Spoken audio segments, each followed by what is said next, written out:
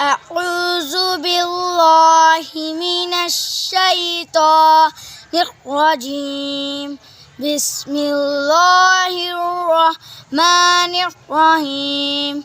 أرأيت الذي يكذب بالدين فذلك الذي يدعو اليتيم ولا يحض على طعام المسكين فويل للمصلين الذين هم عن صلاتهم ساهون الذين هم يراءون ويمنعون الماعون.